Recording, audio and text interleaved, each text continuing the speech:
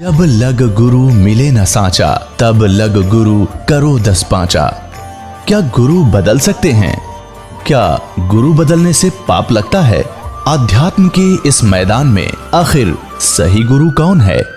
गीता जी में वर्णित तत्वदर्शी संत कौन है? इन सभी प्रश्नों के उत्तर जानने के लिए अवश्य सुनिए जगत गुरु तत्वदर्शी संत रामपाल जी महाराज के मंगल प्रवचन। बोलो सतगुरुदेव की जय। बंदी छोड़ कबीर परमेश्वर जी की जय। बंदी छोड़ गरीबदास जी महाराज जी की जय। स्वामी रामदेवानंद जी गुरु महाराज जी की जय।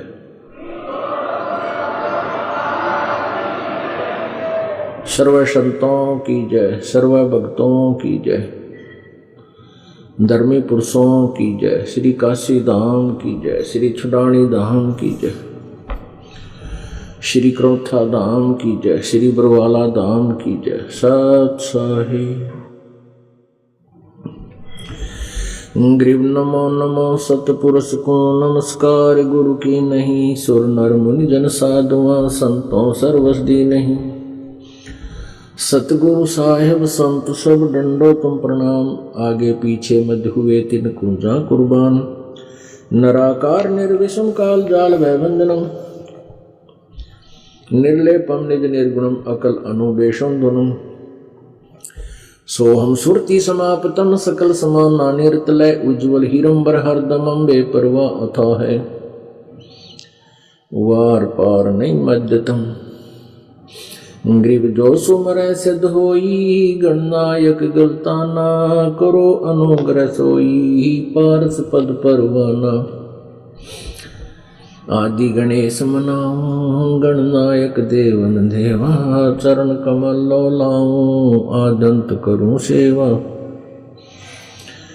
परम शक्ति संगीतम रिद्धि सिद्धिदाता सोई। अवगत गुण अतीतम सतपुरुष निर्मोही। जगदम्बा जगदीशम मंगल रूप मुरारी। तन मन अर्पों शीसम भक्ति मुक्ति भंडारी। स्वर नर मुनि जन ध्यावे ब्रह्मा विष्णु महेशा।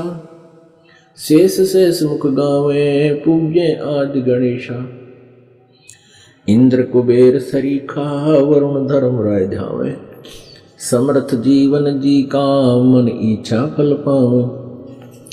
33 कोटि आधारा ध्यावे शेष 88। उतरे भव जल पारा कट है यम की फांसी। 33 कोटि आधारा ध्यावे शेष 88। उतरे भव जल पारा कट है यम की फांसी। कर जोरूं विनती करूं धरूं चरण पर शीश। गुरु जी राम देवानंद जी महाराज ने दियो नाम बख्शीश। कोटि कोटि सिजदा करूं कोटि कोटि प्रणाम। चरण कमल में राखियो मैं बंदी जाम गुलाम। पुता हूँ गुरुदेव का रामपाल दास का नाम। गले प्रेम की जेवड़ी जांखें चोमा जाऊं। तो करो तो बावड़ू दूर दूर करो तो जाऊं। जो राखो तो ही रहूं जो देव सो।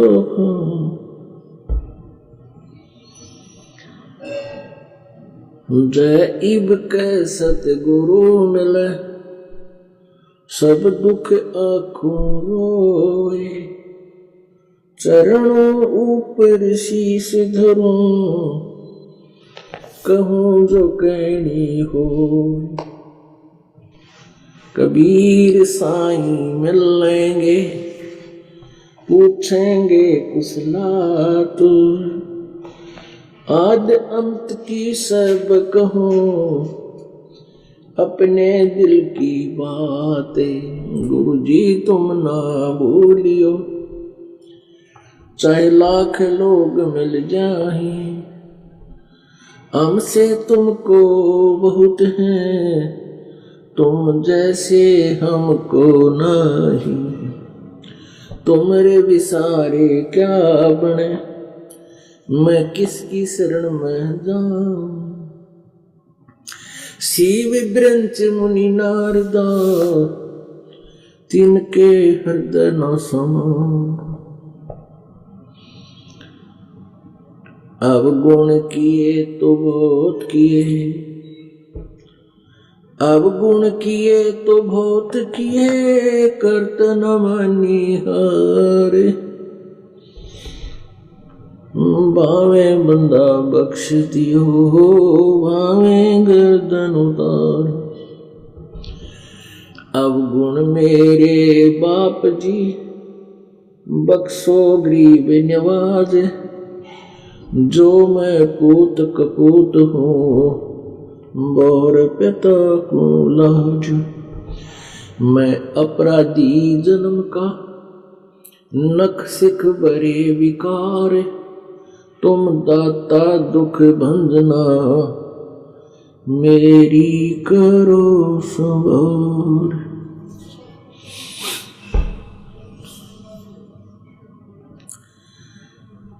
पूर्ण परमात्मा सारी सृष्टि के रचनहार कबीर देव, कबीर साहिब जी, ये वो परम अक्षर ब्रह्म है जिसके विषय में गीता जी अध्याय नंबर 15 के श्लोक नंबर 17 में कहा है कि उत्तम पुरुष है तू अन्य परमात्मा इति उदाहरते है। यह लोकतरम आविश्य विवर्ती अवय ईश्वर है। गीता जी अध्याय नंबर 15 के श्लोक नंबर 16 में दो प्रभुओं का वर्णन है, एक सरपुरुष एक अक्षर पुरुष। सरपुरुष को सरब्रह्म भी कहते हैं। पुरुष कहो, ब्रह्म कहो, राम कहो, साहब कहो, अल्लाह कहो, गॉड कहो, ब्रह्म कहो, पुरुष को। पुरुष माने प्रभु। और परमात्मा मनुष्य दृश्य है, इसलिए उसने अपना ही स्वरूप मनुष्य को दिया है। नर नारायण दे ही पाक है। और जकट्या नजम का फंद रे, तो इसलिए पुरुष का अर्थ परमात्मा है, लेकिन मनुष्य भी उसी का आकार होने से हमने अपने इस 5 तत्वों के पुतले का नाम भी पुरुष ही रख लिया। तो वास्तव में पुरुष माने प्रभु है। सरपुरुष या सरब्रह्म कहो, अक्षर पुरुष या अक्षर ब्रह्म कहो। गीता जी अध्याय नंबर 15 के श्लोक नंबर 16 में सरपुरुष और अक्षर पुरुष, सरब्रह्म और अक्षर ब्रह्म, इन दो प्रभुओं का जिक्र है, वर्णन है। और इनके विषय बताया कि ये दोनों सरपुरुष भी और अक्षर पुरुष भी, ये दोनों ही नासवान है। इनके अंतर्गत जितने प्राणी हैं वो भी सारे शत्रु, उनका भी वो भी नासवान है। लेकिन जीव आत्मा अमर होती है, वो किसी की मरती नहीं। फिर गीता जी अध्याय नंबर 15 के श्लोक 17 में स्पष्ट किया कि उत्तम पुरुषत्व अन्य, ऊपरले जो सरपुरुष और अक्षर पुरुष के से अतिरिक्त अन्य कोई और है उत्तम पुरुष, यानी पुरुषोत्तम, श्रेष्ठ प्रभु, परम ईश्वर, परमेश्वर, परम ईश्वर। परम कहो, उत्तम कहो, श्रेष्ठ। तो परम प्रभु, परम ईश्वर, परम परमेश्वर, परम ईश्वर, परमेश्वर, ये तो कोई और है और वही सबका धारण पोषण करता है। वो वास्तव अविनाशी परमात्मा है।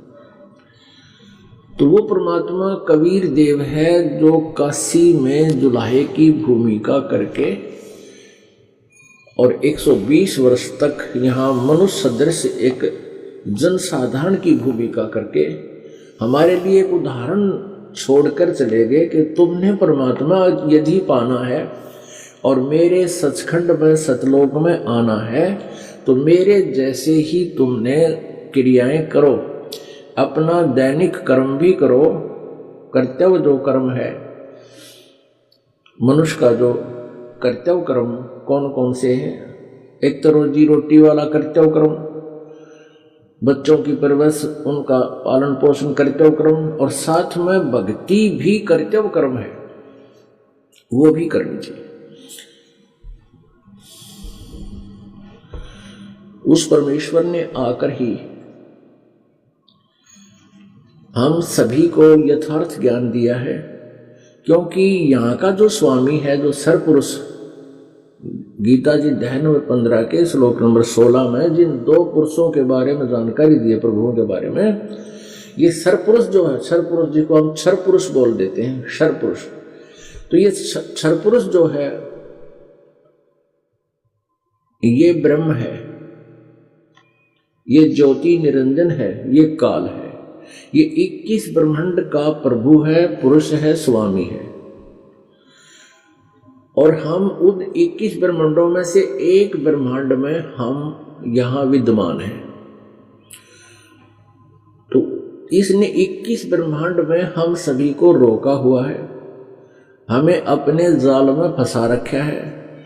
इसने सचखंड में, सतलोक में एक भयंकर गलती करी थी, उस गलती का परिणाम इसको भोगना पड़ रहा है कि ये 1 लाख मानव शरीरधारी प्राणियों का नित आहार करता है और 25% एक्स्ट्रा ये प्रतिदिन उत्पत्ति करता है। इसको ऐसी एक श्राप लग गया, साप लग गया। उसके लिए इसने हमें अपने खाने के लिए यहां रोक रखा है, और हम इसको ही सुप्रीम पावर मानते रहे, ब्रह्म को, जिसका ओम नाम है, ये काल है। इस काल ने हमें पूर्ण रूप से मिसगाइड कर दिया, परमात्मा का नामो निशान मिटा दिया। उस उत्तम पुरुष है तो अन्य, उस पुरुषोत्तम का नामो निशान मिटा दिया। स्वयं ये परमात्मा बन बैठा और सभी को कहता मैं ही प्रभु हूं। इसके विषय में परमेश्वर ने कहा कि ज्योत स्वरूपी ये कहे निरंजन, मैं ही करता भाई, एक न करता दो न करता, ये 9 ठहराए भाई। मूला माया मग में बैठी हंसा चुन चुन खाई, और ये ज्योत स्वरूपी कहे निरंजन मैं ही करता भाई, एक न करता दो ना करता, ये 9 ठहराए भाई। 9 अवतार जो है ये सारे भगवान बता दिए। और 10वां जो आएगा भी निकलंक नाम से, कहते 10वां भी धुंधर में मिल जा, सत कबीर दुहाई। और 10वां भी जो भगवान तुम्हारा आएगा वो भी ऐसे ही विनाश को प्राप्त हो जाएगा जैसे ये पूर्व अवतार चले गए। जैसे श्री कृष्ण जी के पैर में तीर लगा, विषाक्त तीर से उनकी मृत्यु हुई, और ना जाने कितने पाप कर्म इकट्ठे कर ले गए। ऐसे श्री रामचंद्र जी ने रावण पर चढ़ाई की, करोड़ों आदमी मरवा दिए। वो राजा के सिर पे भार रखा जाता सारा, और अंत में बच्चे कहीं, आप कहीं, और अंत में सरयू नदी के अंदर जल समाधि लेकर श्रीरांत किया। तो परमात्मा कहते हैं एक ना करता दो ना करता, ये 9 ठहराए भाई। और 10वां निकलंक नाम से आओगा कलयुग के अंत में, और वो भी सभी उसमें इतने निकम्मी आत्मा हो जाएंगी। जैसे परशुराम जी ने जब अक्षत्रियों को मारा था, वो इतने निकम्मे हो गए थे, ना कोई लोक लाज रह रही थी, ना कोई न्याय करता था, अपनी हवस के शिकार बनाते थे, बुरा हाल कर रखा था। तो उनका फिर यही अंत होता है। यहाँ अंत लास्ट में कोई ऐसी शक्ति यो काल भेजा है, इन्हें गंडासा काटे, फिर ये तब ठीक होते हैं, फिर ये खत्म हो जाते हैं, नई जनरेशन आती है, उसको अपने हिसाब से सेट करते हैं। ऐसे ही कलयुग के अंत में कृतघ्नी प्राणी हो जाएंगे। निकलंक नाम का एक 10वां अवतार, विष्णु अवतार कहते हैं उसको, वो आएगा और सिंभल नगरी में विष्णुदत्त शर्मा के घर पर उसका जन्म होगा। उसका शरीर बहुत लंबा चौड़ा और तगड़ा होगा और वो तलवार से बहुत लंबी खड़ग होगी उसकी। उस समय प्राणी का कद, आम प्राणी का कद बहुत छोटा हो जाएगा, ज्यादा से ज्यादा 1.5-2 फुट का, 2.5 फुट का तो घना बड़ा पहलवान दिखेगा उस समय। इसी स्थिति आ जाएगी तो उस समय इनको काटेगा, सबको काट काट के खत्म करेगा, मारेगा, हत्या करेगा और फिर वो भी ऐसे ही मृत्यु को प्राप्त होगा, दुर्गति को प्राप्त होकर मरेगा। तो उसके कर्म बिगड़वा कर जैसे औरों के बिगड़वाए तो काल ऐसे इनको अपने जाल में फंसा कर रखता। तो परमात्मा कहते हैं मुल्ला माया मग में बैठी हंसा चुन चुन खाई, ये ज्योत स्वरूपी कह निरंजन मैं ही करता भाई, एक ना करता, दो ना करता, 9 ठहराई भाई, और 10वां भी धुंधर में मिल जा सत्य कबीर दुहाई।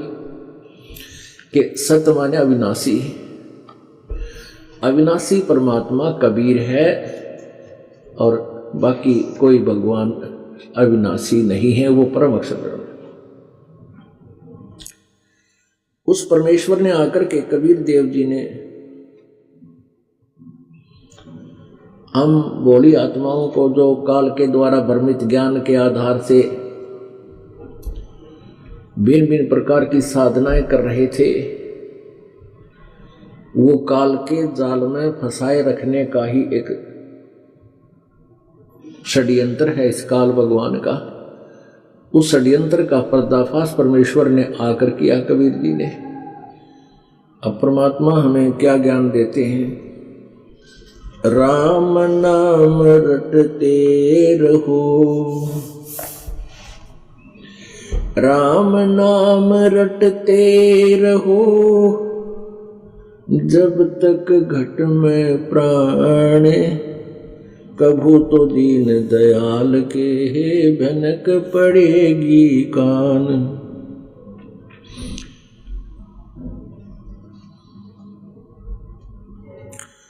परमेश्वर कबीर देव जी ने जो रिहर्सल की, एक रोल किया, एक दुल्हे की भूमिका की और साथ में वो तत्वदर्शी संत के रूप में भी अपना ज्ञान प्रचार करते थे। अपना दैनिक कार्य भी एक मनुष्यवत करते थे, मनुष्य की तरह। प्रत्येक युग में परमात्मा ऐसा एक लीला में जीवन जीकर दिखाकर हमें चाहते हैं। सह शरीर आते हैं, सह शरीर चले जाते हैं।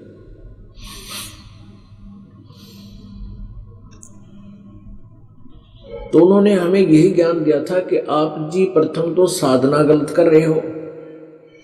आप जी ने इस काल को परमात्मा मान रखा, जो 21 ब्रह्मांड का स्वामी है, जो तुम्हें यहां फंसाए हुए है, रोके हुए है।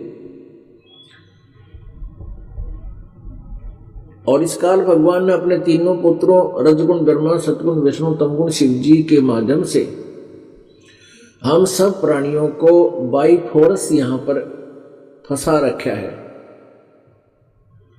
जैसे गीता जी अध्याय नंबर 14 के श्लोक नंबर 3 से लेकर 5 तक ये गीता ज्ञान दाता श्री कृष्ण जी में प्रवेश करके यू काल बोल रहा है, ब्रह्म बोल रहा है, किस ब्रह्मांड का प्रभु शर पुरुष बोल रहा है।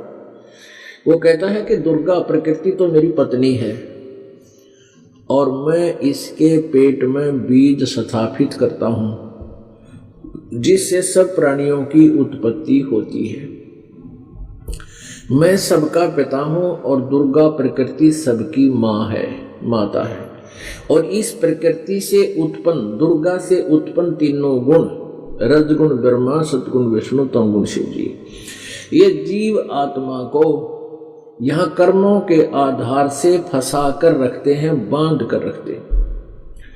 परमेश्वर ने आकर बताया कि नहीं, ये भी अपना पल्ला झाड़ दिया काल ने और ब्रह्मा विष्णु महेश के सिर पर बांडा फोड़ दिया, इनके सिर पर ये बाहर रख दिया कि यही फंसा रहे हैं तीनों गुण। परमात्मा कहते हैं ब्रह्मा विष्णु महेश्वर माया और ये काल, इसको धर्मराय भी बोलते हैं।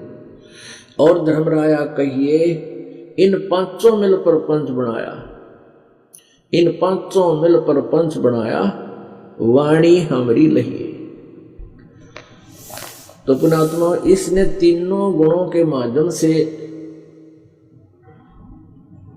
रजगुण ब्रह्मा, सतगुण विष्णु, तमगुण शिव जी के माध्यम से आप जी को, हम सभी को यहां फंसा रखा है। रजगुण ब्रह्मा को एक गुण युक्त पैदा कर दिया, उसके गुण में, उसके अंदर से निकल रही जो शक्ति है, पावर है, उसकी इतनी जबरदस्त एक्शन हमारे ऊपर हो रहा है कि प्रत्येक प्राणी संतानों उत्पत्ति करता है। इस जीव के बस की बात नहीं, इसके अंदर इतना प्रेशर भर दिया, अपने आप जैसे नशा हो जाता, किसी ने भांग पी रखी हो या शराब पी रखी हो, तो उसके बस की बात नहीं, वो कैसे लड़खड़ा कर पैर रखता है, कैसे बोलता है, कैसे चलता है, और ना जाने के कुकर्म कर दे। ऐसे ही जो प्राणी इस काल के प्रभाव में आकर के 21 ब्रह्मांड के प्राणी संतानों उत्पत्ति करते हैं, और भगवान विष्णु जी के सतोगुण की शक्ति से हम एक दूसरे में यहां मोह ममता के कारण जकड़े रहते हैं। जीव के बस का नहीं, पुत्र में मोह, पुत्री में मोह, पति पत्नी में मोह, पत्नी में मोह, पति में मोह, माता पिता के अंदर संपत्ति में मोह, या किसी अन्य प्राणी से लगाओ, तो ये जीव के बस का नहीं। ये सतगुण विष्णु जी की उस गुण के दबाव में, प्रभाव में हम ऐसा विवश है, करने में विवश है, और ऐसे शंकर जी हमारा संहार करता है, जैसे उसके गुण से हम एकदम बीपी हाई हो जाता है, क्रोधित हो जाते हैं, उस गुण से प्रेरित है, और ना जाने कितना जुल्म हो जाता है। राजा लोग कितने युद्ध कर बैठते हैं, लाखों लोगों को मरवा डालते हैं। तो ऐसे ही रजगुण ब्रह्मा से संतानोत्पत्ति और यहाँ संसारिक सुविधाओं सुखों की चाह, इस रजोगुण के प्रभाव से हम चाहते हैं कार हो, कोठी हो, बढ़िया व्यवस्था हो, घना धन हो, तो ये हमारे अंदर अब जीव के बस का नहीं। तो परमात्मा परमेश्वर कबीर देव जी आकर के हमें इस काल के जाल से परिचित कराते हैं, और फिर हम जो बुद्धिमान होते हैं उनके लिए फिर एक सु अवसर देते हैं चौथे युग में आके। चौथे युग की ये बिजली पीढ़ी, अब मोक्ष द्वार खुला हुआ है। अब जो सच्चे ढंग से मर्यादा में रहकर इस दास के द्वारा दिए हुए इस तीनों नाम के मंत्र और प्रथम मंत्र का जो आपको जाप दिया जाता है, विधिवत क्रिया करके अपना जीवन निर्वाह करते हैं, तो वो अब पार हो जाएंगे, मोक्ष हो जाएंगे, और हम वहां चले जाएंगे सतलोक में। सतलोक वो स्थान है जहां जो कभी विनाश नहीं होता, और वहां गए प्राणी को जरा और मरण नहीं होता। जरा मीन बुढ़ापा, वृद्धावस्था सबसे बड़ा कहर है इस प्राणी पे, और फिर मरण, मौत सबसे बूढ़ी। कोई भी प्राणी मृत्यु नहीं चाहता, कोई भी प्राणी, सबको मालूम है, और फिर भी मृत्यु डेफिनेट है, मृत्यु तो होगी ही होगी। हम क्यों नहीं चाहते? क्योंकि आत्मा को आभास है कि ये मरती नहीं थी, इसका जो वहां शरीर था वो नष्ट नहीं होता था। सतलोक के अंदर मृत्यु नहीं थी, मृत्यु नाम की चीज नहीं थी, ना कोई बुढ़ापा था। तो ये यहां हो ही नहीं सकता, इस ना तो स्वर्ग में, ना महास्वर्ग में, ब्रह्मलोक में, परब्रह्म के लोक में ये जरा और मरण समाप्त नहीं हो सकता। और जब तक जरा और मरण समाप्त नहीं होगा, हम सुखी नहीं हो सकते। तो सतलोक सुख सागर है, जहां कोई दुख नहीं, कोई कष्ट नहीं। वहां ऐसी ही सृष्टि है, ऐसा ही मानव है, मनुष्य जैसा हमारा शरीर है, अभी तक जितने भी संत हैं, पंथ हैं, ऋषि हैं, महर्षि हैं, अज्ञानतावश उनको परमात्मा का परिचय हुआ नहीं, उनको परमात्मा का साक्षात्कार हुआ नहीं, तो इसलिए उन्होंने अज्ञान आधार से सुनी सुनाई दंत कथाओं से, लोक वेद के आधार से परमात्मा को निराकार बताया है। सतलोक में सतपुरुष को भी निराकार बताया है, केवल प्रकाश ही प्रकाश बताया है। ये बिल्कुल गलत है। और ये सचखंड का जिन्होंने ठेका ले रखा है सचखंड वाला, ये राधा स्वामी पंथ, धनधर सदगुरु पंथ, बाल ये क्या नाम है, जय गुरुदेव का पंथ, और ये कृपाल मिशन आदि ठाकुर जी, ये सब राधा स्वामी पंथ का ही, एक ही कुएं का जल है, राधा स्वामी पंथ का ही ये उसी ज्ञान को आगे प्रचार कर रहे हैं। और इनको कैखे का पता नहीं सचखंड और सतलोक के बारे में। ये कहते हैं सचखंड के अंदर प्रकाश ही प्रकाश है, परमात्मा निराकार है, और आत्मा परमात्मा में ऐसे मिल जाती है जैसे समुद्र में बूंद मिल जाती है। पुण्यात्माओं, अगर ऐसी अवस्था है, वहां भगवान है नहीं, निराकार है, तो हम के टिंडे लेंगे वहां जाके? हम क्या करेंगे? हम भगवान के लिए तड़प रहे हैं, परमात्मा की चाह में हम भटक रहे हैं, उसके दर्शन करें, उसको देखें।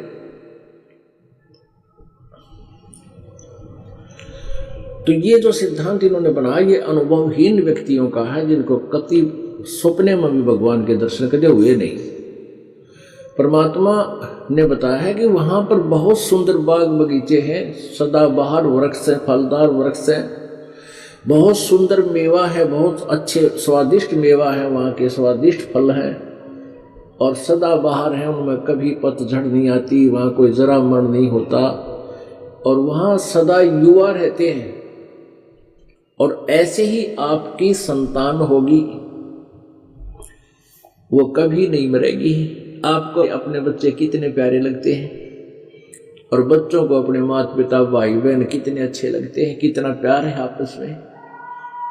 तो पुण्यात्माओं, ये प्यार है, अच्छी बात है, लेकिन यहाँ धीरे धीरे करके ना जाने किसका नंबर आ जावे, कब आ जावे, और टक्कर मार मार कर शेष परिवार रो रो कर रोदन मचाता है, और कुछ हाथ नहीं लगता। तो हमने ये एक उद्देश्य बना लो अपने जीवन का, हमने अपने रोजी रोटी के लिए भी कुछ करना ही पड़ेगा, और फिर हमने मरना भी पड़ेगा। ये अपना गांठ लगा लो, यानी इसको एक विशेष इंपॉर्टेंट पॉइंट पर को नोट कर लो, विशेष स्थान पर, कि हमने मरना भी पड़ेगा, और जिनको हम अपना मान रहे हैं इनको हमने त्याग कर जाना भी पड़ेगा। तो ये अपने कहाँ हुए, ये हमारे कहाँ हुए? ना बेटा अपना, ना बेटी अपनी, ना कार अपनी, ना कोठी अपनी। परमात्मा कहते हैं जब काया तेरी है नहीं, इस माया के चिचड़ हो रहे, माया कहां से हो, तेरी माया कहां से होगी? तो चरण कमल में ध्यान रखो, इन दोनों ने खो, यानी ना तो काया तेरी ना माया तेरी। इसको खोने का तात्पर्य कि इसमें आस्था हटा या तेरी नहीं है, तो यहां से तो हमने जाना ही पड़ेगा। और कहते हैं जहां आशा ता वासा होई, मन कर्म वचन सुमरियो सोई। इब जैसे मरते समय आपकी आस्था बच्चा में रहेगी, तो यहीं आके अगर तुमने भक्ति तो कर रखी है तो मनुष्य का जन्म हो जाएगा, बेटा बेटी उन्ने की बन जाओगे, आकर के पोता पोती के रूप में जन्म ले लोगे। और यदि भक्तिहीन प्राणी है तो वहां कोई पशु बनेगा, आकर कुत्ता बन जाएगा उस गली में, फिर कड़मा मारेंगे लठ, बालक भीतर बढ़ गया था, जब मकान में प्रवेश कर गया था। तो इस बात को ध्यान रखें कि ये अपने नहीं हैं, ये परमात्मा ने के बच्चे हैं, और हम इनके सेवक हैं। उस परमेश्वर ने इन बच्चों की परवरिश के लिए हमें नौकरी दे रखी है, ये मालिक के बच्चे हैं, तो इनमें मोह नहीं हो सकता आपका। लेकिन यह बात बहुत देर तक सेट होगी और आते जाएगी ठिकाना बात, क्योंकि ज्ञान के सुनने से और भक्ति के बढ़ने से अपने आप एक ऐसी व्यवस्था बन जाएगी मन में, आप चाहते हुए भी इनको अपना नहीं मान सकते। एक तो ज्ञान होता है, ज्ञान से बात नहीं बनती और ज्ञान के बिना भी नहीं बनती, क्योंकि ज्ञान से तो पता चलेगा। और जो हमने आपको सिमरण दिया है, इस सिमरण के अत्यधिक करने से ये दोनों का संयोग होकर के फिर लास्ट में आपकी जो मृत्यु होगी, आपकी आस्था ना संपत्ति में रहे और ना बच्चा में, अपने आप हटेगी। एक ऐसी स्थिति इसी प्रक्रिया से हो जाएगी। तो उसमें आपको ये ज्ञान भी साथ रहेगा और ज्ञान से आधार से आप फिर इन बच्चों में चाहते हुए भी नहीं करोगे, वैसे तो होगी नहीं है, फिर चाहो भी नहीं गे, आप सुरती ऊपर की धुरकी लगाओगे, ध्यान ऊपर लगाओगे कि सतलोक जावा, ना तो फिर वही चक्कर पड़ा रहेगा। तो उस समय आपको ये ज्ञान बहुत सहारा देगा। क्या? कोट जन्म तन भर मत होगे, कुछ ना हाथ लग्या रे, कुकर सुकर खरबया बोरे, कौआ हंस बुगारे। कोटि जन्म तू राजा की, न्यो मिटी न मन की आशा, भिक्षुक होके दर दर घूम लिया, मिला न निर्गुण रासा। इंद्र कुबेर ईश की पदवी, ब्रह्मा वरुण धर्मराया, विष्णुनाथ के लोक पूजा कर तू फिर भी वापस आया। असंग जन्म तन मर्त्या होगे, जीवित क्यों न मरे रे, द्वादश मध्य महल मठ बोरे, बहुर न दे धरे रे। दो जग बहिष्ट सभी तय देखे, राजपाट के रसिया, तीन लोक से तरपत नाही, ये मन भोगी खसिया। सतगुर मिले तो इच्छा मेटे, पद मिल पदे समान, चल हंसा उस लोक पठाऊं, जो आदि अमर अस्थान। चार मुक्ति जहां चंपी करती, माया होरी दासी, दास गरीब अभय पद पर से, वो मिले राम अविनाशी। अपने आत्मा, जब आप यहां से शरीर छोड़ कर जाओगे, ये पॉइंट है काल के जाल से निकलने के, ये दाव पेच हैं जो आप जी को सत्संग के माध्यम से आपको सावधान किया जाता है और आप जी ने इन फार्मूलों को लगाना है। जब एग्जाम आवेगा, तो आप स्टूडेंट हो, आपका एग्जाम भी होगा, क्योंकि अंत समय जब मृत्यु होगी, जब तुम्हारा वो एग्जाम होगा और उस एग्जामिनेशन में आप जी ने सफल कैसे होना है, तो ये तरीके बताए हैं। तो उसमें आप जी के या यो शब्द हृदय में जमा हुआ होगा और यो ज्ञान आपको एक जबरदस्त सपोर्ट दे करेगा। और जो भक्ति आपकी, जो सिमरण विधिवत आपने किया हुआ, वो कमाई, उसका इतना जबरदस्त प्रेशर होगा कि फ्रिक्शन ऑफ सेकंड में आप जी बाहर गुफा में पहुंच जाओगे। अब ये बात बनाओ है ऐसे जाएंगे वैसे जाएंगे, नहीं। आपकी जो कमाई है, आपको इतने बहुत शीघ्रता से, क्योंकि हमने चलना कहां से है, मूल कमल में जाना पड़ेगा पहले, और मूल कमल से फिर त्रिकुटी में, त्रिकुटी तक तो ये प्रोसीजर से ऐसे आने का। त्रिकुटी में जाकर के फिर हमने वहां आप जी का अकाउंट करवाया जाएगा क्लियर, परमात्मा साथ होंगे इस दास के रूप में। और फिर आपको ऐसा महसूस होगा, वो ज्ञान आपके आधार बनेगा। जैसे आपकी मृत्यु होगी, जो भक्तिहीन प्राणी है उसकी तो दुर्गति होया करे, उसका बूढ़ी बूढ़ी शकल के दिखेंगे और नो काले काले लंबे लंबे दांत, उसकी कलजा पाट जाएगा, डरते की टट्टी पेशाब निकल जाती है। इन्हें नुआवे क्यों है? इसलिए मरे पाछे नुआओगे, पहला कोई ना नुआवे। बता, ये और फूकन जान लग रहे हैं, नुआओ बिला पहला तैयार करो, रोज ठा कर फूके और नुआण की जरूरत रहेगी, उसने माटी मिलाना ही है। फिर भी तो वो इसलिए स्नान कराते हो, टट्टी पेशाब में बुरा हाल होता है उसका, उन्हें मांझ दोगे फिर फूकन जाएंगे। और जो भक्ति करते हैं उनको तो सपना सा होगा मृत्यु का, जैसे सोपन में आप जा रहे हो और सोपन भी बढ़िया हो खुशी का, ऐसे आप जा रहे हो जैसे सत्संग में और वहां पहुंच जाते हो त्रिकुटी में जाकर आप जी का सतनाम की जो कीमत है, भक्ति की कमाई है, उसका वहां से शुरुआत होगी। उसको वहां आपका अकाउंट क्लियर होगा। सतनाम में एक ओम मंत्र है, दूसरा वो तत्वगुप्त है जो देश प्राप्त है उनको मालूम है। तो ओम नाम के जाप की भक्ति कमाई और यज्ञ हवन धर्म जब आप यहाँ करवा रहे हो, इसकी जो भी भक्ति का जो धन है वो इस काल को ब्रह्म को छोड़ देंगे, इस काल ब्रह्म को छोड़ देंगे और फिर ये हमें यहां से मुक्त कर देगा।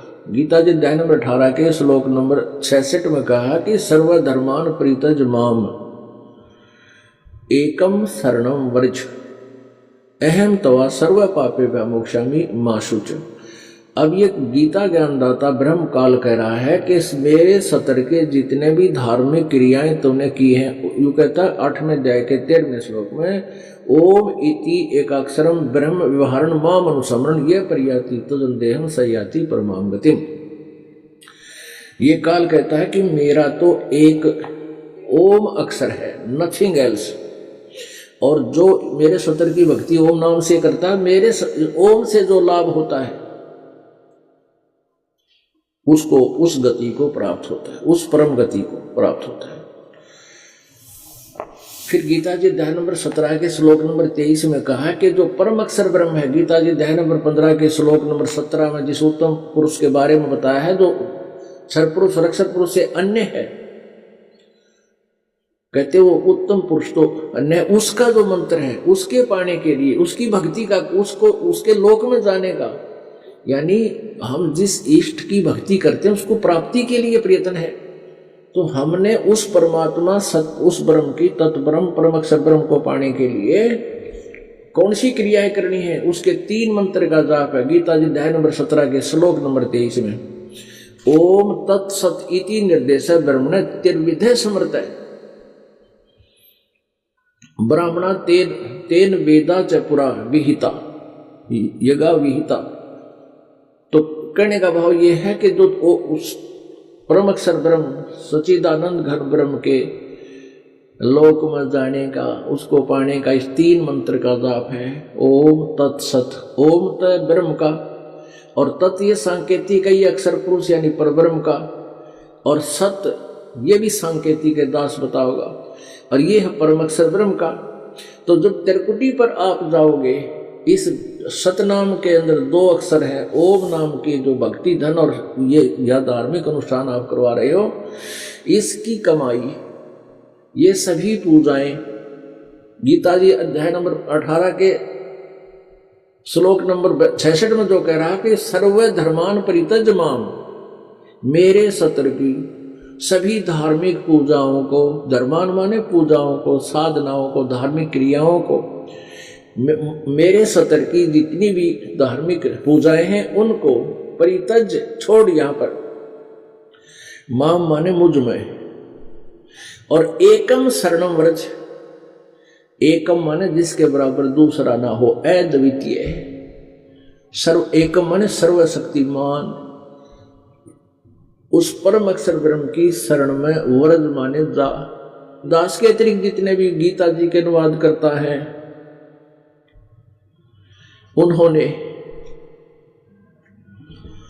गीता जी अध्याय नंबर 18 के श्लोक नंबर 66 में व्रज शब्द का अर्थ आना किया है, जबकि व्रज माने जाना होता है। तो यहां सारी ही गीता का भाव बदल जाता है, यू टर्न हो जाता है इसका। तो पुण्यात्माओं, अब आपको ये ज्ञान होता जा रहा है। तो ये जो ज्ञान है ना, त्रिकुटी पर जब आप पहुंचोगे तो वहां आपने इस ओम नाम के जाप की कमाई, इस दास के रूप में परमेश्वर होंगे, वहां आपका अकाउंट कराओगे ना, तो आपको विचलित कर देंगे। ये काल के बहुत जबरदस्त जाल है। ऊपर रास्ते में बहुत ज़्यादा भयंकर काल ने ऐसे जाल रचे हैं। कहीं पर तो ऐसे बढ़िया बढ़िया रेस्टोरेंट बना रखे हैं, अप्सराएं नाच रही हैं, कोई एकाएक घूम रही है अकेली वन में। यानी मन के अंदर जो दोष होते हैं उनके वहाँ पूरे हथियार हैं मन को फंसाने के। तो वहाँ परमात्मा साथ होंगे तो आपकी हिम्मत नहीं पड़ेगी इधर उधर नज़र बचा कर बकवाद सोचने की, क्योंकि परमेश्वर ने आप जी को सतलोक ले जाना है। और वहाँ फिर आपका अब यहाँ कहते हैं ना कई अनजान काम तो घर पर भक्ति कर लेंगे, क्योंकि यहाँ जब सत्संग में आते हो आपको बार बार समझाया जाता है जैसे स्टूडेंट आया करें या एक भयंकर रोगी आता है, उसमें नखरे नहीं होते, क्योंकि हमने अपना उद्देश्य देखना चाहिए। और यहाँ की क्रियाओं में अपने दोष को दूसरों में देखकर वो विमुख हो जाता है। फिर बोला आदमी क्या कहता है कि मैं तो घर पर भक्ति कर लूंगा।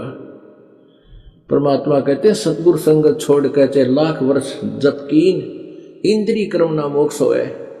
फिर काल का आदि आपको उदाहरण दिया, जो परमात्मा से शरीर मगर से जाने लगे, रास्ते में यह खुद दुर्गा आ गई एक सुंदर औरत बनकर और परमेश्वर से कहने लगी तू मेरे साथ भोग विलास कर, तू बहुत पूर्ण पुरुष है, तू बहुत अच्छा तगड़ा है, सुंदर है। तो परमात्मा कहने लगे तेरे जाल से मैं खूब परिचित हूँ, तू अपना जाती रहे यहाँ से। जो हार कर झक मार कर और गाली देती हुई चली गई। तो पुण्यात्मा ऐसे ही जब अकेला प्राणी जो भक्ति कर ली ना 4-5 साल 3 वर्ष इस दास के बताए अनुसार मर्यादा में रहकर, फिर वो मर्यादा तोड़ जाता है, गुरुद्रोही नहीं होता है। गुरुद्रोही का तो नाश होगा सीधा ही, वो तो सीधा नरक में जाएगा। तो वो भक्ति फिर ऐसे फंसेगा रास्ते में, फिर उसको काल पता नहीं कहाँ ले जाएगा, हाँ देवता बना देगा और फिर गधा बना देगा, उसकी पूंजी समाप्त करवा के। तो कहते हैं इन बातें क्या पाइए कर सतगुरु नजर निहाल। सतगुरु की नजर में कहते हैं परमात्मा कहते हैं ऐसा भाव रखो सत्संग में जब आवे हम एक साधु की तरह होना चाहिए, विनम्रता होनी चाहिए हमारे अंदर, क्योंकि यहाँ सभी भक्त नहीं होते। भक्त का मतलब ये नहीं है कि उन्हें नाम ना ले रखा होता, नाम ले लेने मात्र से भक्त नहीं बनता। नाम देने के बाद उनको यहाँ रिहर्सल करा के इस भट्ठी में कहता के और मोगरे चोट मार मार कर जैसे सत्संग के वचनों की चोट मार के उनको भक्त साधु बनाया जाता है। तो जो भक्त हैं, कोई नया भी आता है पुराना भी आता है, तो नए भक्त अवश्य है लेकिन उनमें साधुता भी नहीं आई है, तो उनसे मनमुटाव करके और यहाँ से दूर हो जाना समझदारी नहीं होती। तो आप जी ने अपना उद्देश्य देख करके तो धीरे धीरे आपका व्यवहार ठीक होगा, तो दूसरे भी अपने आप आपसे व्यवहार ठीक करने लग जाएंगे। तो ऐसे समाज भी सुधरेगा और आपके अंदर जो अहंकार है, जो जीव का सबसे बड़ा शत्रु है, इसका भी नाश होगा। आपको यहाँ फर्श पर मैट पर बिठाया जाता है, परमात्मा के लिए दंडवत कराया जाता है। ये इस काल के इस अकड़ को काल ने जो हमारे अंदर बीमारी ला रखी है, रोग भर दिया, जो मैल खोट डाल दिया सोने में, शुद्ध सोने में, तो उसको यहाँ गर्म करके उस खोट को निकाला जाता है। और जब तक ये नहीं निकलेगा इतने भक्ति बने नहीं। एक नित्यानंद नाम के एक ब्राह्मण थे, उनका बचपन का नाम नंदलाल था और वो नारनौल के नवाब के यहाँ तहसीलदार की नौकरी किया करते थे। आज से 250 वर्ष पहले, 350 वर्ष पहले की बात है। उस समय पहले तो ब्राह्मण कुल 1 नंबर पे और दूसरे फिर तहसीलदार। आज से 250 वर्ष पहले तहसीलदार तो आज के जो है ना कमिश्न डीसी से भी ज्यादा पावर रखता था और घोड़े पर चल कर चला करता है। सौभाग्य उदय हुआ उसका, एक दिन उसके माता पिता की मृत्यु हो चुकी थी, कोई भाई बहन नहीं थे। उसके नाना जी के यहाँ उनकी परवरिश हुई थी। उनके नाना जी नारनौल के नवाब के यहाँ कोई उच्च पोस्ट पर थे।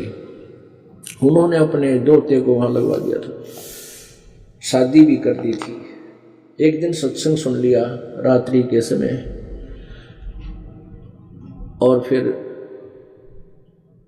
अब ब्राह्मण कुल में जन्म मरोड़ गणी, मरोड़ अहंकार, मरोड़ मीन अहंकार, इतनी मरोड़ में अहंकार था कि पहले तो ब्राह्मण में इतनी अहंकार हुआ करता, पहले अन्य जाति वालों से बचकर निकालते थे, अपने को श्रेष्ठ मानते थे। दूसरे पे तहसीलदार की पोस्ट का और डबल डिफेक्ट हो गया यो।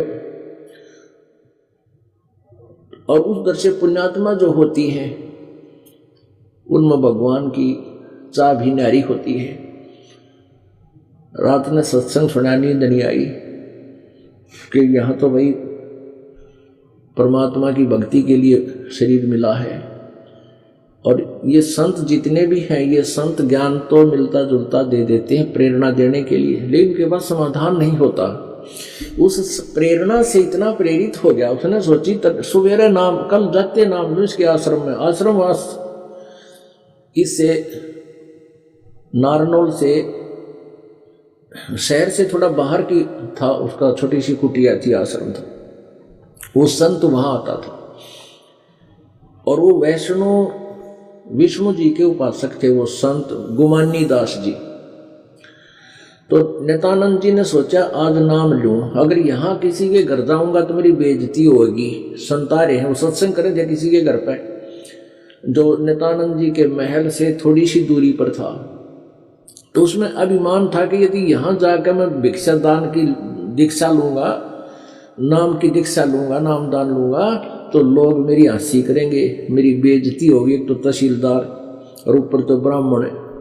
इसने सोचा कि वक्त से उठ गए जल्दी से जाके, और ये स्वामी जी वहां चले जाएंगे अपने कुटिया में, इतने शाम में 2 घंटे सत्संग करके वो चले गए थे। तो सुबह सुबह जाऊंगा, गांव का नगर का कोई व्यक्ति नहीं होगा वहां पे। सुबह सुबह नित्यानंद जी यानी नंदलाल जी, नित्यानंद तो फिर बाद में नाम रखा इसका, गुमानी दास जी ने, घोड़े पर सवार होकर और आश्रम की तरफ जा रहा था। उधर से स्वामी वहां का जो महाराज जी थे वो सैर सपट्टा करने के लिए उसी रास्ते से दूर, अपने आश्रम से दूर घूमने जा रहे थे। और उन्होंने रात्रि में तो कपड़ा बांध रखा था सिर पर, वो कचकोला दिखा को नहीं जो उसने उस तरह फिरा रखा था। और सुबह वो नो का नो बगैर कपड़े सिर पर डाले इजी मूड में घूम रहे थे। उधर से नित्यानंद आ गए। ये ब्राह्मण सोन को सोन बहुत मान्या करते। तो उस नंदलाल ने अर्थात नित्यानंद जी ने सोचा आज तो मैं शुभ काम के लिए चला था, अपने जीवन का जो है उद्धार, आत्मा उद्धार के लिए जा रहा था दीक्षा लेने। और यो मनु सुबह सुबह कितना आ गया मुंड मुंडा के, इसने तो सारा अपशकुन कर दिया मेरा। अरे लेकिन इतनी इसमें क्या करते थे, वापस मुड़ जाया करते थे कि आज नहीं लेते। लेकिन उसका इतनी जच गया बात, इतनी हृदय में प्रेरणा होगी कि नाम तय लेना पड़ेगा कि ना जाने कल मृत्यु हो जाए, ये तो बात बिगड़ जाएगी। इतना दृढ़ था कि पिछले संस्कार भी एकदम प्रेरणा देते हैं। कोई पुण्य आत्मा थे वो, उन्होंने सोचा वापस नहीं जाना चाहिए। तो उसने अपनी सोच से सोचा इस सोन को कंडम कर देता हूं। घोड़े पर सवार आ रहा, इतनी देर में सारी सोच गया वो। और उस नेता जो घूमने आया था वो संत ही गुमानी दास। उसके निकट घोड़ा रोक गए और सिर में टोले मारे, दोनों उंगलियां इकट्ठा ने बोला मनोज कीता आ गया तू आगे थे, मैं एक बहुत जरूरी काम के लिए जा रहा था, तुमने आज आना था मेरे आगे मुंड मुंडा के। अब वो संत सोचा भी आदमी सभ्य दिखा था, अरे इसने क्या किया मेरे साथ। पर संत गणा ध्यान नहीं दिया करते, क्यों इसे कर कितने टकरा रहे, दिन में कोई गाली दे रहा है, कोई राजी बोल रहा है। संत चला गया। अब नित्यानंद जी ने वहां घोड़ा रोक दिया, एक वृक्ष का बांध दिया, और वहां 1-2 चेले रहा करते, 2-4 उन्होंने आसन लगा रखा था बाहर। गुरु जी नहा धोकर वहां बैठा करते, आकर कोई दर्शनार आते थे, उनको दर्शन दिया करते थे, दीक्षा देते थे। आसन लगा रखा था ना, आगे बैठने वालों के लिए बोरी बारी बिछा रखी थी। अब नित्यानंद जी ने पूछा, भाई महाराज जी कहाँ हैं? वहां शिष्यों ने बताया, बैठ जाओ। बैठो साहब, अभी आते हैं, आ जाएंगे, अभी आ जाते हैं। वो बैठ गया, कति आगे बिठा रखा। अब गुमानी दास जी घूम घाम कर दूसरी साइड से स्नान करके तालाब तरूब में, और फिर वो आकर आसन पर बैठ गया। जब वो आंख चार, नित्यानंद ने सोचा ये तो वो महाराज जी है भाई, रास्ते में तनिष के टोले मारे थे, नीचे गर्दन कर ली, नो शर्मा गया। अब मैंने तो नाश कर दिया, और यू नाम दे नहीं, नीचे गर्दन कर ली, शायद ना पहचान सके। घोड़ा बंध रहा और पहचान तो लिया ही था वो। अब गुमानी दास जी समझ गए, भगत तो शर्मा गए। तो कहने लगे, भाई बच्चों, कोई व्यक्ति कुम्हार के यहां से मटका लेने जाता, घड़ा, और उसको वो बजा के देखा करे। एक अन्य का घड़ा लेने जाता है, उसको ऐसे मार के देखा करे, खरा से खोटा, इसमें कोई डिफेक्ट तो नहीं है। और बेटा तने गुरुजी बजा के देख लिए तो क्या दिक्कत हो गया, आपने तो सौदा करना था जीवन का। बड़ा वो चरणा में गिर गया नित्यानंद, और पैर पकड़ दिए। ने बोले, महाराज जी माफ कर दो। फिर उसने सारी कहानी बता दी, जी आपका सत्संग सुना, मुझे तो नींद नहीं आई रात को, और आप मैं पहचान नहीं सका, क्योंकि मैं तो दूर से आपके रात्रि में वचन सुन रहा था, और वापस मैं जा नहीं सकूं था, क्योंकि मैंने नाम लेना जरूरी था। तो इसलिए मैंने अपने हिसाब से वो स्वर्ण का स्वर्ण दूर करने के लिए और आप तक पहुंचने के लिए, ये मेरा सारा गलत काम था, जो ठीक था, मुझे माफ करो। गुमानी दास बोले, बेटा माफ कर दिया। अब दीक्षा दे दी, ज्ञान सुना, नाम का जाप किया। कुछ दिन के बाद उसकी पत्नी की भी मृत्यु होगी। अपने आत्माओं, आप इन कथाओं को अपने हृदय में जचाना, इसे निष्कर्ष निकालना। आप जी तो यहां आते हो, नाम ले लिया और भैंस का काटड़ा मर गया, तो नो कहेंगे क्या फायदा हुआ नाम, तो बताओ काटड़ा मर गया। और मरना हो मानस, मृत्यु होनी हो घर के सदस्य की, और परमात्मा ने टाल दी काटड़े में, काटड़े दो और भैंस दो दे देगी कदे, यो मनुष्य जीवन नहीं मिल रहा है। तो हमारी बुद्धि तो भक्ति के योग्य अभी होती भी नहीं, हम तो आते हैं केवल थोड़े बहुत स्वार्थ सिद्धि के लिए, कोई बात नहीं। परमात्मा कहते हैं, कोई वैसे जय कोई भक्ति करे कपटते, उसको भी अपनाऊं और श्याम दाम दंड भेद से फिर सीधा मार्ग लाऊं। और वहां नित्यानंद की पत्नी मर गई, और उसने के बनाया कि भगवान या और सूट आएगी, ये और बढ़िया हो गया, पीछा छुटवाऊंगा। अब ज्ञान को हमने आगे रखना है जब मोक्ष जाना है। यदि तुमने संसारिक लाभ ही लेने हैं, वो आपकी मौज है, उड़ के तरह कमी तुम्हें छोड़ेगा नहीं परमात्मा। लेकिन साथ में ये भी ज्ञान दिया जा रहा है, वो अभी सुनाएंगे। तो उसके बाद उस नित्यानंद जी को ज्ञान हुआ और भक्ति का दबाव उसके अंदर प्रभाव खूब हुआ, जैसा भी नाम उसके गुरु ने दिया। क्योंकि ये लोग, जैसे कोई भी मंत्र है किसी एक, जैसे ओम मंत्र है, इससे भी सिद्धियां आ जाती हैं। जैसे गायत्री मंत्र था, यो है तो यजुर्वेद अध्याय नंबर 36 का मंत्र नंबर 3 है। इसका अगर ओम शब्द लगा के इन्होंने इसको बिगाड़ लिया और गायत्री मंत्र बना दिया। यदि इस एक मंत्र का जाप बार बार करते रहोगे, इससे भी कुछ सिद्धियां आ जाती हैं, मोक्ष नहीं होता। तो ऐसे कुछ दिनों के बाद नित्यानंद जी को यूं कति चांदना हो गया। फिर उन्होंने अपना अनुभव बताया है कि ब्राह्मण कुल में जन्म था, मैं करता बहुत मरोड़े, गुरु गुमानी दास ने भाई दिया को बदगढ़ तोड़े। कहते कह रहा है कि ब्राह्मण कुल में जन्म था और मैं करता बहुत मरोड़। और गुरु गुमानी दास ने दिया कुबद गढ़ तोड़। गढ़ माने किला था यो कुबद का। ब्राह्मण के घर जन्म और तहसीलदार की पोस्ट। कहते हैं कुबद का गढ़ था यो संत ने तोड़ दिया। अरे मुझे सतमार्ग मिल गया, अधीन हो गया। अब वही नित्यानंद कहता है सिर सौंपया गुरुदेव को, सफल होया यो शीस और नित्यानंद इस शीस पे इब आप बसे जगदीश। तो इस तरह के उनके अंदर विचार फिर पैदा हुए। तो यहाँ आने के बाद आप जी में किसी प्रकार की भी ये भक्ति बाधक जो विकार है ये नहीं होने चाहिए। अहंकार जीव का सबसे बड़ा शत्रु है, किसी प्रकार का भी हो।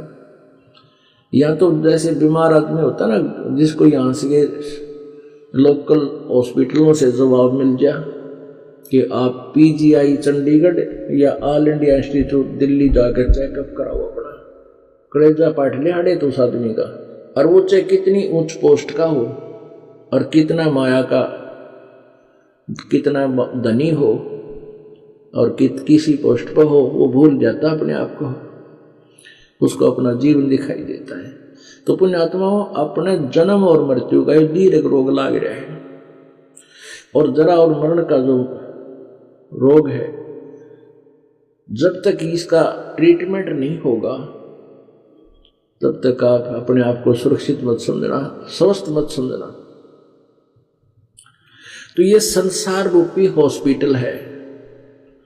ये जीवन आपका जो यहाँ आप आए हुए हो, आपने इस हॉस्पिटल में प्रवेश पाया है परमेश्वर वाले में, तो ये इस हॉस्पिटल में आप जी को अंतिम श्वास तक इसके टच में रहना पड़ेगा, चेकअप कराते रहना पड़ेगा, यहाँ आना पड़ेगा अंतिम श्वास तक।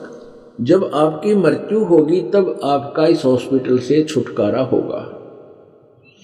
जिनका ट्रीटमेंट पूरा हो गया वो स्वस्थ होकर के सतलोक चले जाएंगे। जिनका इनकम्प्लीट रह गया उनको फिर से भर्ती हो कराए जा सकते हैं, उनको दोबारा जन्म मिल सकता है जो मर्यादा में रह रही है। लेकिन कोशिश करो कि ये जन्म बढ़े नहीं। मनमाना दोबारा जन्म हो गया, नाइजीरिया में पैदा कर दे, जापान में पैदा कर दे, अमेरिका में, यूरोप में पैदा कर दे, उड़ा सारी बकवाद, भगवान का आसपास भी कोई ना, और वहां का बन जाओगे राष्ट्रपति, क्योंकि पुण्यता आपकी यहाँ से इकट्ठी की है, वो संग्रह कर लिया। अब काल अपने हिसाब से ठोकर ठा गए।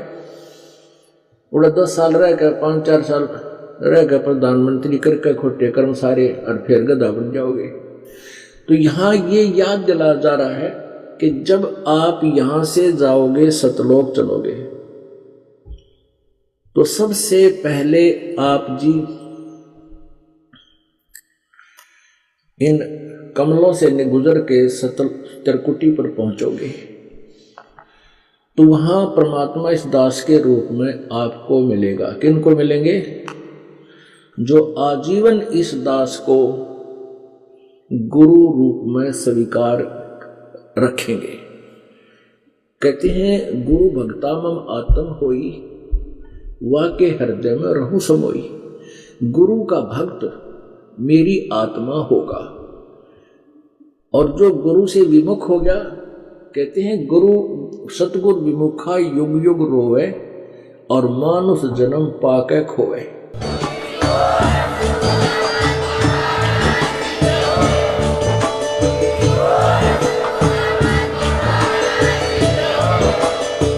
सुन रहे थे जगत गुरु तत्वदर्शी संत रामपाल जी महाराज जी के मंगल प्रवचन। अधिक जानकारी के लिए विजिट कीजिए हमारी वेबसाइट www.jagatgururampalji.org। संत रामपाल जी महाराज जी के शुभ आशीर्वाद से पूरे विश्व भर में 500 से भी ज्यादा नाम दीक्षा